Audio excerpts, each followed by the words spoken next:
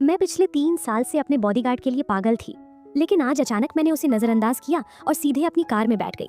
उसने हैरानी से मुझे देखा, क्योंकि पहले मैं हमेशा उसके करीब आने की कोशिश करती थी। वो सोच रहा था कि ये मेरा कोई नया ड्रामा है, लेकिन वो नहीं जानता था कि मैंने उसे पहले ही अपने दिल से मिटा दिया था। दरअसल कल रात ही मैंने एक बड़ी सच्चाई जान ली थी।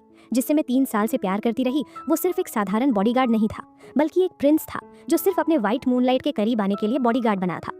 इस सच को जानकर मेरे पैरों तले जमीन खिसक गई। मैं समझ गई कि पिछले 3 सालों में चाहे मैं कितनी भी कोशिश करूं, वो कभी मेरे पास नहीं आया। जब मैंने पहली बार उसे देखा था, मैं पहली नजर में ही उससे प्यार कर बैठी थी। उसके लिए हर दिन कुछ नया करने की कोशिश करती रही, लेकिन वो कभी मेरे करीब नहीं आया।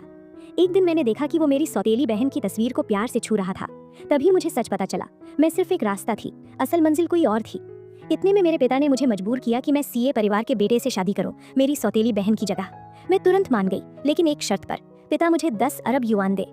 अगले दिन मैंने बॉडीगार्ड को बिना देखे सीधे अपनी कार में बैठी और नीलामी में गई, अपनी आने वाली शादी के लिए गहने खरीदने। लेकिन वहाँ मेरी सौतेली बहन भी आई।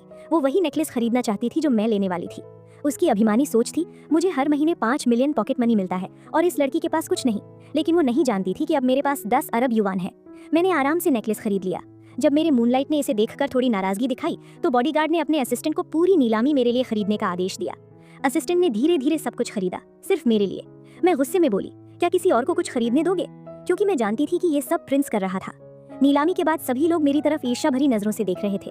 लेकिन असली ट्विस्ट तब आया जब पता चला कि प्रिंस ने सोचा कि उसका मूनलाइट वही लड़की है जिसे उसने 5 साल पहले पार्टी में देखा था, जब मैं जान जोखिम में डालकर एक बिल्ली को बचा रही थी। प्रिंस उस पल से मुझसे प्यार करने लगा, लेकिन वो जानता था कि मैं खंडर परिवार की लड़की हूँ और मेरी चालाक सौतेली बहन ने भी सफेद ड्रेस पहन रखी थी। इसलिए प्रिंस ने गलती से उसे अपना व्हाइट मूनलाइट समझ लिया, जबकि असल में जो बिल्ली को बचा रही थी वो मैं, बड़ी बेटी थी। गुस्से में मैंने अपना बैज फेंका और हॉल से बाहर दौड़ गई, कहते हुए कि मैं क्लब जाऊंगी। तभी मेरी बहन भी वहां आई और कहा कि उसे भी ले चलो। मैंने मना कर दिया, लेकिन प्रिंस ने बिना पूछे कार लॉक कर दी। क्लब में जब बॉडीगार्ड अपनी कथित मूनलाइट पर फ्लर्टी नजरें डाल रहा था, मैं अकेले डांस फ्लोर पर चली गई। तभी कुछ गुंडे मुझे परेशान करने लगे, लेकिन बॉडीगार्ड ने नजरअंदाज किया। जब मैंने चिल्लाया तब जाकर वो आया। तभी अचानक एक ड्रोन नियंत्रण खो बैठा और सीधे मेरी तरफ गिरा। लेकिन बॉडीगार्ड ने क्या किया? उसने केवल अपनी मूनलाइट को बचाया और मुझे चोट लगी। वापस लौटकर मैंने कहा, तुमने मुझे बचाना था, लेकिन तुमने उसे क्यों बचाया? तभी मेरी बहन आगे आई और मीठी आवाज में बोली, कृपया उसे डांटो मत। लेकिन मैं उसका ये दिखावा और बर्दाश्त नहीं कर सकती थी। मैंने सीधे उसे छड़ी से मार दिया। इस पर प्रिंस गुस्सा हो गया। बदला लेने के लिए उसने मुझे अगवा करवा लिया और 99 बार पीटने का आदेश दिया। मैं दर्द में थी, लगभग बेहोश। तभी मैंने अगवा करने वालों को प्रिंस का नाम लेते सुना। तभी मुझे पूरी सच्चाई पता चली।